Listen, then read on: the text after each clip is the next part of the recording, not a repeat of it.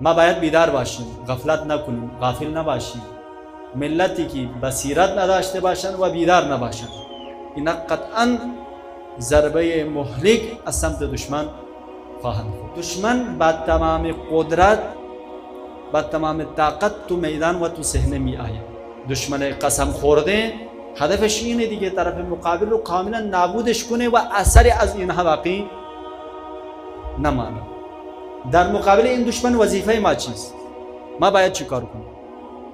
قرآن می فرماید و اعد لهم ما استطعتم من قوه. شما باید خودتون رو تجهیز کنید، شما باید خودتون رو آماده کنید، خودتون رو قوی کنید در مقابل دشمن تا بتوانید شما پیروز میدان بشید. ترحمون به عدو الله. برای ترساندن دشمنان خدا باید شما سعی کوشش خودتون رو انجام بدهید.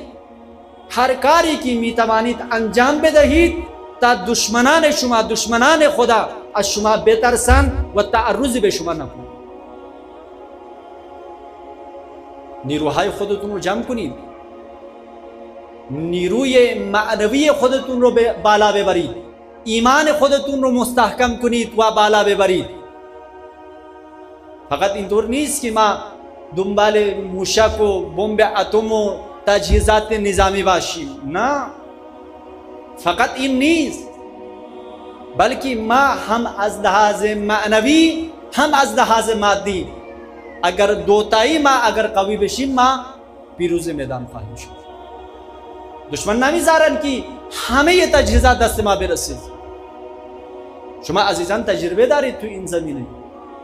دفاع مقدس سال 59 شما محتاج به سیم خاردار بودید.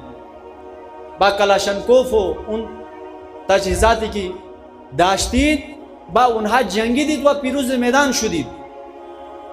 ملت ایمان داشت، رهبر این جامعه ایمان داشت. این ملت و این رهبر جامعه متصل به خدا بود. خداوند متعال این ملت رو پیروز میدان کرده.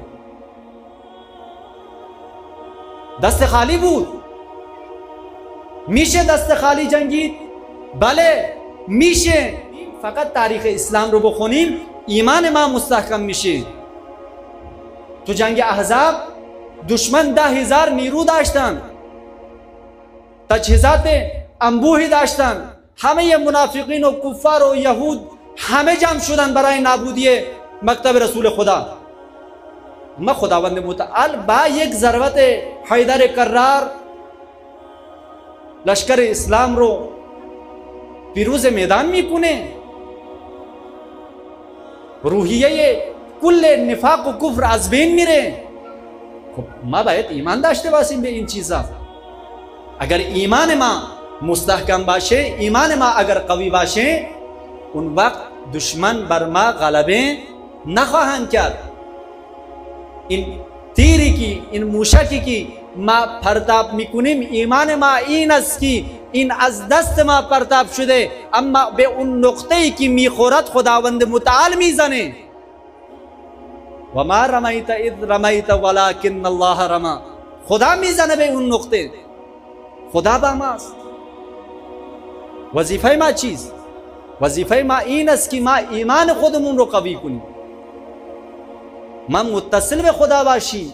بعد بیاییم هم موشک بسازیم، هم تقویت کنیم کشور رو، هم کشور رو رشد بدهیم، این کشور پیشرفت کنه. بعد دشمن از ما میترسه. و الا دشمن که با همین فقط شعار زدن که نمیترسه دیگه. با شعار مسئله حل نخواهد شد. حالانکه خود شعار هم یکی از قدرت ها هست، اون رو انکار نمی کنیم، اما فقط اینجا اکتفا کنیم نه، اینجوری نیست.